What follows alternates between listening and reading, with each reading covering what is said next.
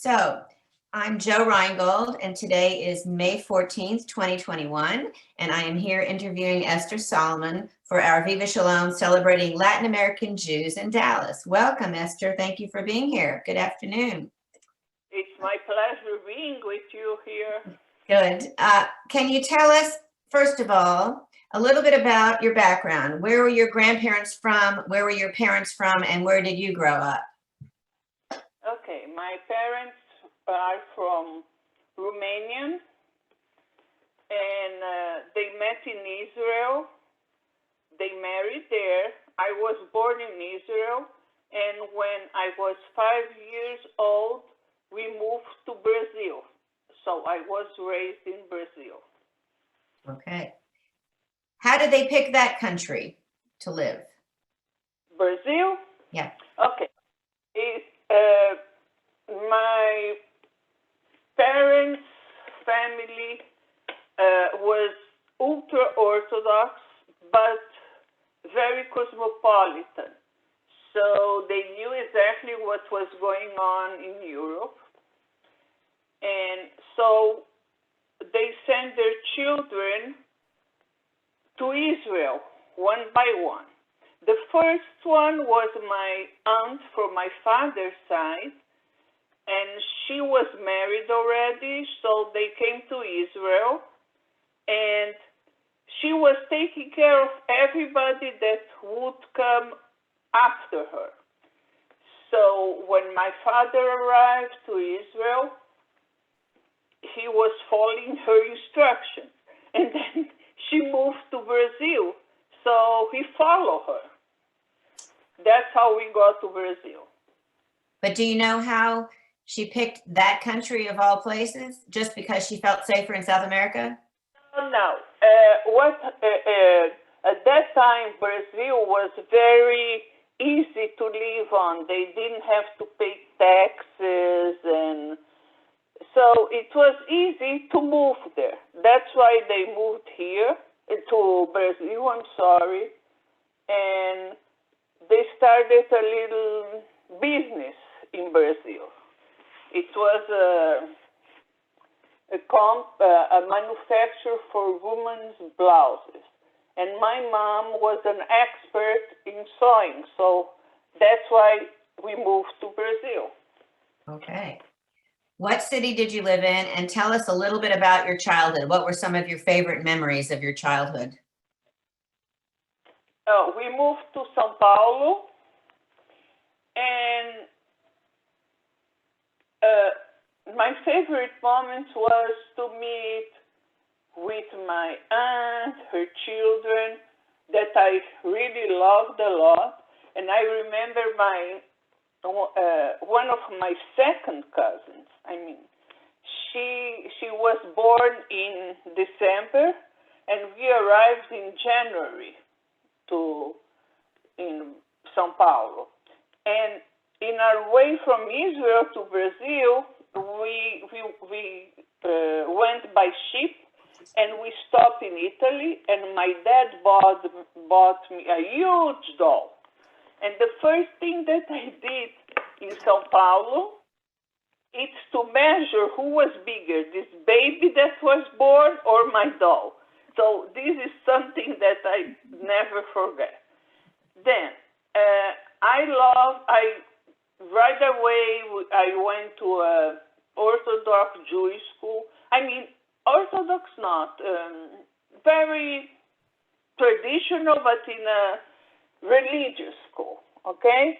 And I made lots of friends there, and I still have my two best friends were from that time.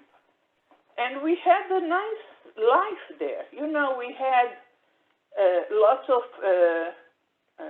youth movements. So I belonged to Bnei Akiva. It was and another one that was called SIP. It belonged to a congregation, a conservative congregation. And I think this is what was fun to live in Brazil. Were your parents involved in any activities or organizations as you were growing up? Yes. My mom, she worked for the religious party. I think it was Agudat Israel. Even that we Orthodox, but we were religious, and the Agudat Israel is a ultra-Orthodox. And my dad, he was in charge of the Jewish newspaper in Yiddish. So that's what we did. Very good. That's wonderful. Did you stay in that religious school all the way through high school? And then what did you do after high school? I went to a non-Jewish school. It was founded by Americans called Mackenzie, and I studied. It was a secretarial school to become a secretary. But the degree of the secretarial school, with this degree, I could follow to a university, and that's what I did. Where did you go to university? Oh, I went first, when I finished the secretarial school, my parents sent me to New York, and I studied at the FIT, the Fashion Institute of Technology. Then I came back to Brazil, and I studied at the university called ANB, that was for marketing. So I finished that. Then I went, then I got married. I had two of my children, the three of them. I went back to school to have my, major in fashion design in Brazil. And that's what I did for a long time. My parents still had this blouses manufacturer that was really a big business. But I didn't design with them because my mom was the stylist there. I worked in different branches, like designing purses and boots to a big company, shoes company. So that's what we did. So how long did you stay in Brazil, and how did you come to this decision to come to the United States? Tell us a little bit about that. Okay. I was married, and my first husband was invited to be the president of a company in Orlando, Florida. It was a company for Brazilian stones that belonged to a friend of us, and he moved this company from Hong Kong to Orlando. So that's why we came to Orlando. And in the meantime, after a while, we decided to get divorced, but I really loved the life in the United States. So I went back to Brazil, got my divorce, and moved back to Orlando.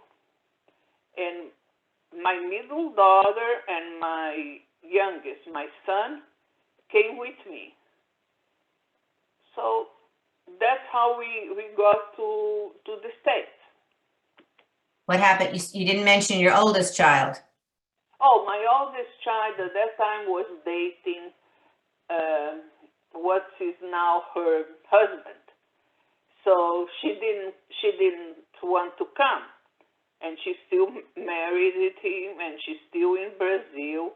The same way that my son is still in Brazil. He went back. So here I only have my middle daughter and her daughter. And back in Brazil, I have my oldest daughter with 2 granddaughters, and my son that just had a baby also. Oh, wonderful. How often do you get to go back and visit? Oh, I used to go every year, once or twice, but now with this pandemic is terrible. Right. And I forgot to tell you that the Jewish community in Brazil at that time was 120,000 people. And we had lots of Jewish institutions. Okay, the first one, we had, here I think you call it country club, but it's different. You become a member, and it's for all your life, okay? And it's like a city. We had about 10 swimming pools, I don't know how many tennis courts, and a movie theater, lots of restaurants inside, lots of programs for the young, the eldest. It was amazing. So I would spend lots of time there. And the biggest hospital in South America is the Jewish hospital. What? No, go ahead. The big hospital of South America is the Jewish hospital called Albert Einstein. And it's very, very modern, and it's an excellent hospital. So it's known all over the world. The doctors are excellent. It's really great place. Then in Brazil they have the Safra family, and the Safra family helped a lot to support all the Jewish. So they open a kosher butcher, and they would sponsor so the meat wouldn't be more expensive than regular meat. They open a few synagogues, huge. The biggest one looks like a castle. You have no idea how beautiful it is. And now, it was not in my time, but my granddaughters back in Brazil attend the school that they founded. It's a school where the children learn, besides Portuguese, they learn Hebrew, English, and French. And it's also kind of a small city. It's amazing. So the Jewish community it's very concerned about the youth, and they do everything that they can for all those for the Jews. In Brazil also, I was the secretary for the first Bet Chabad that opened there. I worked in the Bet Chabad for about 8 years, and then slowly they started to send more rabbis Chabad to every state in Brazil, and I was in charge of them to find them housing and to help them what they would need. And so I think that I did a lot back in Brazil. I enjoyed a lot, but today I wouldn't like to go back to live there. I love here the United States. What did your family, I'm just curious, what did your family and everybody think when you decided to move to Florida? What they said? Okay, yeah. At that time my parents were deceased already. Oh, okay. Okay, so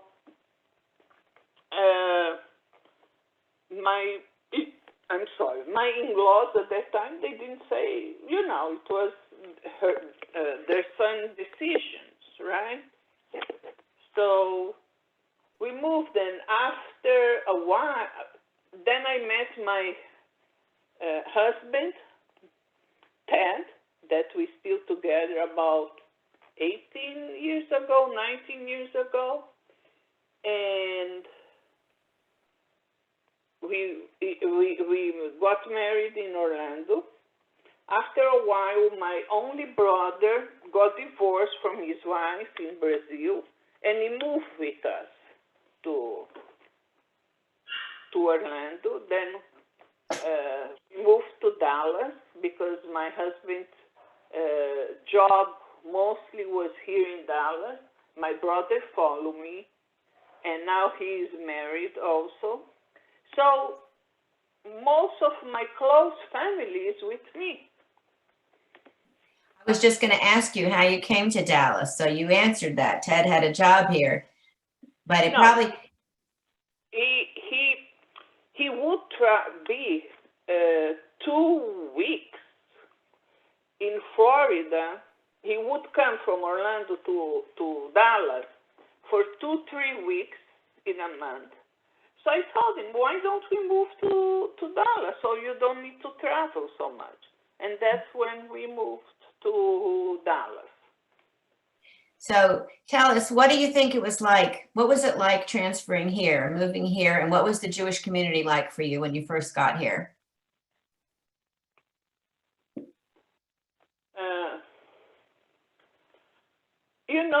It wasn't difficult to move to Dallas, and I am an Hadassah member. So as soon as I came, the president of Hadassah in Orlando, she contacted the Hadassah here in Dallas, and they called me. So right away, I was integrated with the Hadassah, and the following president of Hadassah, we used to live in the same neighborhood. So it's Susie Afneri, and we're still very good friends still today. And we joined, what's the name? This Charity Israel, the synagogue, and in the beginning. And then we moved to Nishmatam, that we really love. And we did all our social life around the synagogues, Hadassah. So it's very nice. I think that they're very, the hospitality is awesome here. But they don't have so many, how can I tell you? Hello? Hello? Yes. I'm here. Yes, but they don't have so many things like in Brazil for the Jewish community. But it keeps growing and growing here, right? At least since you got here. Yeah. Oh, yes. It's still growing and growing. That's true. Yes. Yeah. So what can you think of some traditions that you brought with you from Brazil that you still practice here in Dallas? Oh, the food. I do lots of. I cook lots of Brazilian food. Even there is a small supermarket, a Brazilian supermarket here, so I can find lots of ingredients. Now they're opening a second one that seems that's going to be bigger than that. What more tradition? Of course, I still talk in Portuguese with my daughter here. There is no way that I can teach my granddaughter to speak Portuguese. It's okay. And the tradition that I brought is my background of being Jewish. You know, that's what I brought from Brazil. Okay, and hopefully your children will carry that on with them as well. What have you and Ted been involved in lately? Oh, Ted belongs to this organization. It's House of David. It's a kind of Masonry, but just for Jewish males.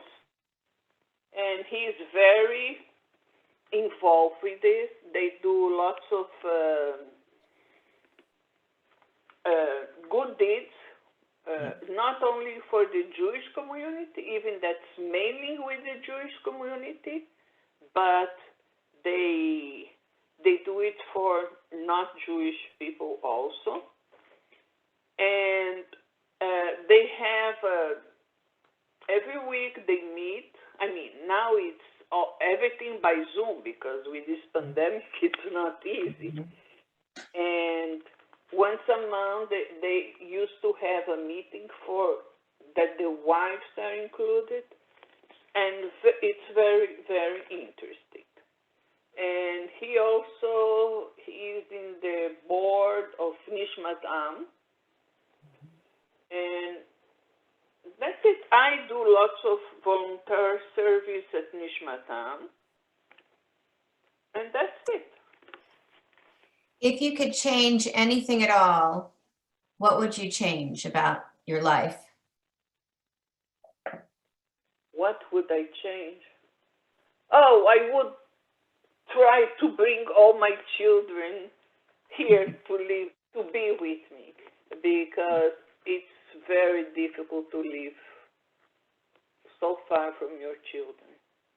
Do they have any, do you think they're planning it at all in their future? I don't see it, because both of them are very well established in Brazil. I don't see it. I hope. We hope you can travel there and see them soon, at least. Yeah. So Anything you'd like to close with? Anything you'd like to tell us that you haven't said yet? No, I would like to thank the Texan Jewish community for the reception that they gave to us, and let them know that I am here and I would like to help you and whatever you need me to. That's it. We appreciate that very much. And thank you, Esther. In regards to your family, and have a great rest of the year. And hopefully we'll all get to travel soon, right? Right. Shabbat Shalom. Shabbat Shalom. Thank you very much.